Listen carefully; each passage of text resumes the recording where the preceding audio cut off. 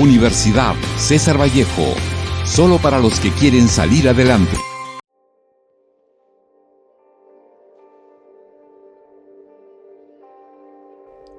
En 1992, el Perú vivía bajo el autogolpe de Fujimori.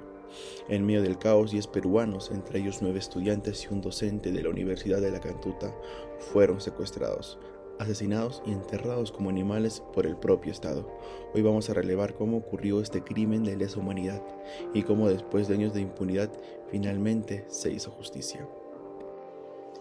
En julio del año 1992, el grupo Colina, un escuadrón de la muerte del ejército, en un tiempo ingresaron a viviendas y sacaron a esas personas en horas de la madrugada a la fuerza.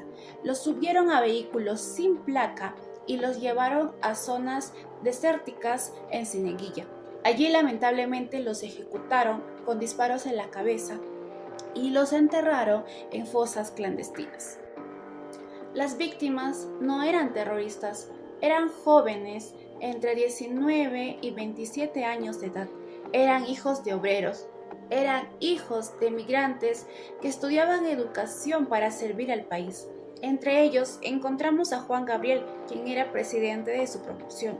También a Robert Teodoro Espinosa, que era profesor de primaria, y asimismo a Marcelo Ceballos, que era estudiante de teatro. Y bueno, al final, el gobierno intentó justificarlo diciendo que eran senderistas, pero nunca se presentaron pruebas, no existía una prueba que sea contundente. Entonces la realidad estaba clara. Era un crimen de Estado. Saludo con todos, soy Andrés López y les voy a hablar del encubrimiento del caso de La Cantuta. Verán, el caso de La Cantuta representa uno de los episodios más graves de la obstrucción de la justicia en nuestro país, el Perú. Vamos a analizar 3 aspectos clave: las leyes de amnistía, la evidencia audiovisual y la intervención internacional. Primero que nada, las leyes de amnistía de 1995. Verán, la ley 26479, amnistía por fuerzas del orden, en junio de 1995, el Congreso controlado por el Fujimorismo aprobó dicha ley, concediendo amnistía general a los militares involucrados en violaciones a los derechos humanos entre 1980 a 1995. Lo que esta norma buscó fue impedir los procedimientos judiciales, anular las investigaciones en curso y bloquear las futuras denuncias. El caso de La Cantuta quedó provisionalmente archivado, pese a la evidencia forense y a los testimonios recogidos. Ahora, el segundo punto que tocaremos son los Vladivideos del 2000. La caída del régimen en el 2000 permitió el hallazgo de las grabaciones que demostraran el encubrimiento sistemático. En una grabación de septiembre de 1996, Vladimiro Montesinos instruye a los generales del ejército diciendo lo siguiente: hay que proteger a los muchachos, el grupo de la colinda, esto no puede salir a la luz. Estas imágenes confirmaron la autoría intelectual del crimen, demostraron la coordinación entre el grupo SIN, el Servicio de Inteligencia Nacional, y las FFA, las Fuerzas Armadas. Estos invalidaron la versión oficial sobre los sucesos individuales. Ahora, finalmente, el tercer punto que vamos a tocar: la condena internacional de 2001. Ante la inacción de la justicia peruana, la Corte Interamericana de los Derechos Humanos emitió una sentencia histórica que declaró que el Estado peruano era responsable. Esta ordenó reabrir las investigaciones, eligió identificar a todos los responsables y estableció las reparaciones para todas las familias de los afectados en este caso. Este fallo obligó al Perú a modificar su marco legal, anulando las leyes, la amnistía, mediante la sentencia del TC en el 2003. Finalmente, para darle una conclusión a la parte de mi video, quiero dar una versión cruda y directa. El caso de La Cantuta no fue solo un error ni excesos de un gobierno, sino la prueba común de un Estado que puede volverse criminal.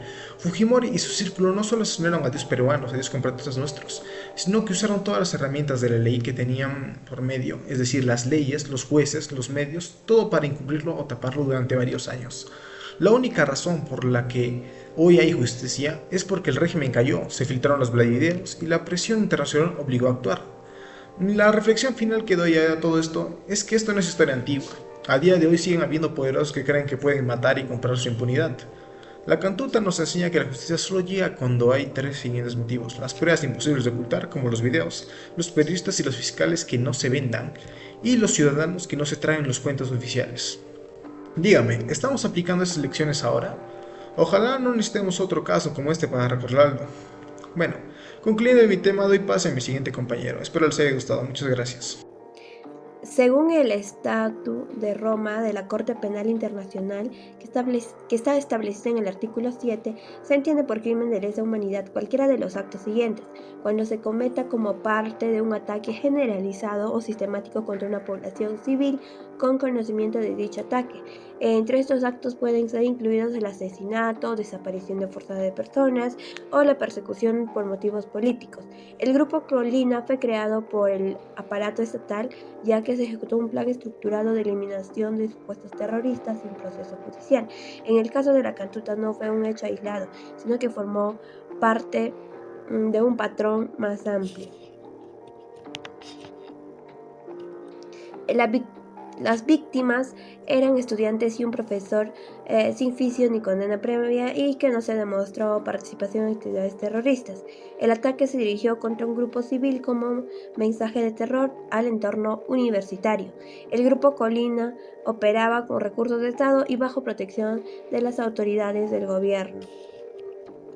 Esto está establecido en el Código Penal del Perú, que está modificado por la Ley 28926, que tipifica los crímenes de lesa humanidad y señala que son imprescriptibles, no amnistibles y responsabilidad penal individual para autores directos inmediatos. Según la doctrina penal elaborado por Klaus Roxin en la teoría control del aparato organizado del poder, un autor mediato es quien domina la voluntad del ejecutor material a través del control de una estructura organizada que actúa de manera automática e impersonal. Esto se da en caso de que Fujimori no dio la orden material directa para secuestrar o matar a las víctimas. Sin embargo, tenía el control efectivo sobre el aparato que cometió los crímenes. Era el jefe supremo de las Fuerzas Armadas, que también supervisaba las operaciones de inteligencia. Además de eso, protegió a los autores materiales tras los hechos. Su dominio sobre la estructura estatal permite atribuirle responsabilidad penal como autor mediato. En conclusión, el caso de la Cantuta constituye un claro ejemplo de crimen de lesa humanidad, ya que se realizó como parte de un ataque sistemático contra la población civil. También fue ejecutado por un aparato estatal organizado, no como hecho aislado, sino como la responsabilidad penal que alcanza a Alberto Fujimori como autor mediato en línea con la doctrina de Klaus Roxin y con precedentes internacionales. Su análisis refuerza la importancia del control jurídico o judicial sobre los abusos del poder estatal, la aplicación rigurosa de derechos penal internacional, la defensa de los derechos humanos en los sistemas democráticos. Este caso cambió Perú para siempre. Mostró que ni los presidentes están por encima de la ley. Gracias a la presión de las familias, los periodistas valientes, los organismos internacionales, se hizo justicia. Pero también mostró nuestra fragilidad. Hoy, algunos políticos siguen teniendo el mismo discurso de los 90. Hay que ser duros contra los terroristas. ¿Cuántos crímenes estarán cometiendo ahora, como la Cantuta, bajo otro nombre? Las víctimas nos dejaron una lección. La memoria es la arma más poderosa contra la impunidad. La Cantuta no es solo un caso judicial cerrado. Es una herida abierta que nos recuerda que los crímenes del Estado no pueden repetirse, que cuando el poder quiere silenciar la verdad, siempre habrá peruanos que levanten la voz.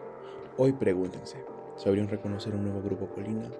¿Confiarían ciegamente en un gobierno que hable de limpieza social?